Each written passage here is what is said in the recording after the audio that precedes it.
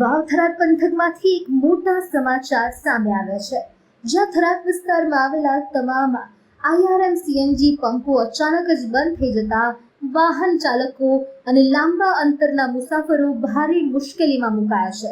નિયમ મુજબ national highway અને ભારતમાળા પ્રોજેક્ટ પર આવેલા કેન્દ્રીય કંપનીઓના CNG પંપો 24 કલાક ચાલુ રાખવાના હોય, પરંતુ મુખ્ય માર્ગો પરના પંપો બંધ રહેતા લોકો અટવાયા હતા.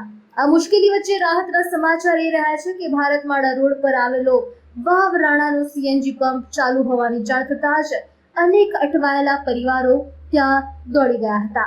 લોકોએ વધારાનો ટોલ ટેક્સ ચૂકવીને પણ પોતાના વાહનોમાં CNG ગેસ પુરાવ્યો હતો અને આખરે રાહતનો શ્વાસ લીધો હતો.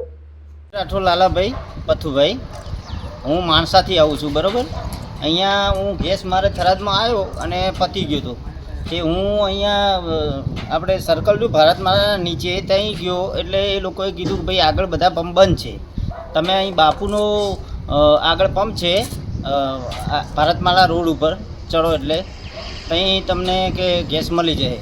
એટલે બજારમાં બધે બંધ છે બધા પંપ.